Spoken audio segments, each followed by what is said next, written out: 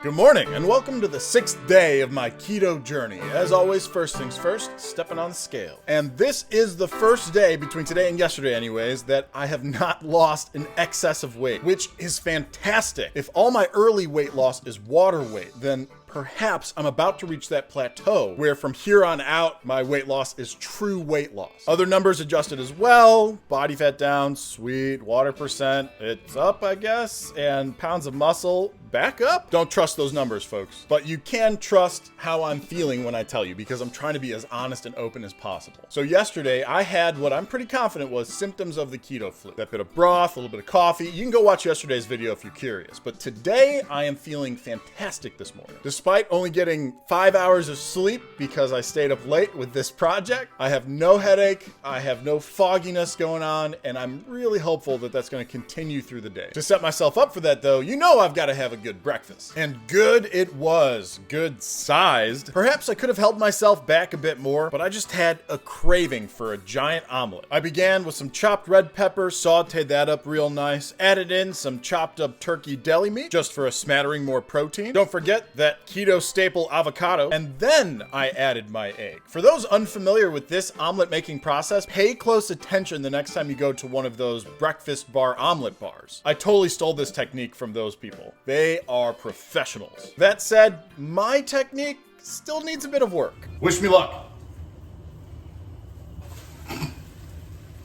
Got half of it to flip on it, so I was all excited. I thought I was going to be able to do something cool on camera, and instead I almost ruined the omelet. But I recovered. Cheese went on top instead of in the middle, not that big of a deal, and everything still ended up being cooked to perfection. With that omelet, you got it, side of bacon, and after yesterday's experience with those keto flu symptoms and what really helped to bring me out of the fog, I decided to have coffee with breakfast. I'm not a big coffee guy. In fact, I usually only drank it because I had flavored creamer, and being in keto, I don't have flavored creamer, so going without has been just fine. But I do still try to mimic that flavored creamer in my keto coffee. And to do that, I've been using this skinny syrup, a keto-friendly flavoring, along with some heavy whipping cream. A tip, if I may, measure that syrup. I definitely put too much in.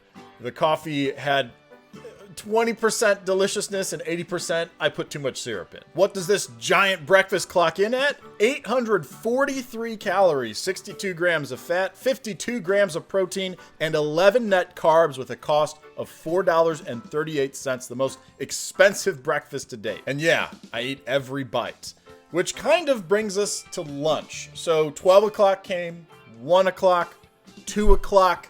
At this point, I still was not hungry, and I made the decision to just skip the meal. Those that follow me on Instagram probably saw it in the Instagram story from the day, the debate that I had. So yeah, that's lunch. About an hour later, I did have a snack though, a little assortment of meats and cheeses, cheese stick, salami and cheese snack pack, and one pepperoni mozzarella stick roll-up. That snack put 457 calories into my body, along with 35 grams of fat, 33 grams of protein, 3 net carbs, and had a cost of $2.63. As you can imagine, going into dinner, I was kind of lacking in my overall count because I had skipped an entire meal despite breakfast being so big. So I decided not to limit myself or try and measure anything. If you see where this is going, don't ruin it for everybody else. Just looking through the fridge at the ingredients that I had, my wife and I in the past had made something called cracked chicken. It was a crock pot recipe, and I just adapted that into this kind of keto bowl. It's becoming a regular thing of ours. For this meal, the ingredients are simple. Shredded chicken,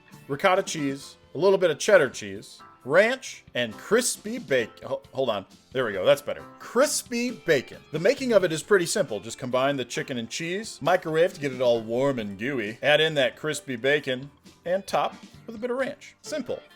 Delicious. And in the case of my portion size, just slightly overdoing it. Just slightly. Calories for this meal, 699. Grams of fat, 45. Grams of protein, 62. Grams of net carb, 8. And a cost of $2.90.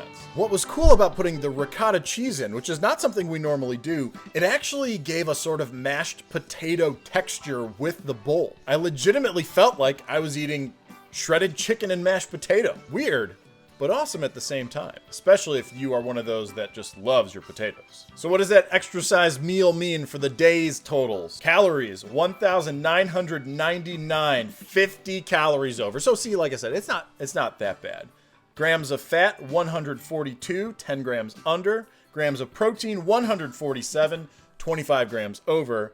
And net carb grams, 22, which is still 2 under. That key macro, that's really what I care about. With a total cost for the day's meals of $9.91. As to how I am feeling, it is a completely different day from yesterday. I don't know if doing the coffee at breakfast was the trick that solved it for me, or if maybe I only got to have one day of keto flu symptoms. But I felt energized, clear-headed, focused throughout the entire day. You know what that means, though?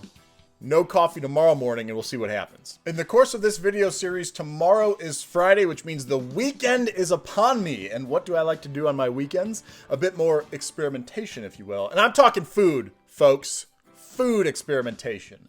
I fully expect I'm going to attempt an avocado smoothie again one of those days. So if you're sticking with me real time, something to look forward to, and if this is all after the fact for you, you might want to skip ahead a video or two if that's what you're really curious about. Day 6 under the belt, 54 days to go, and I will see you tomorrow.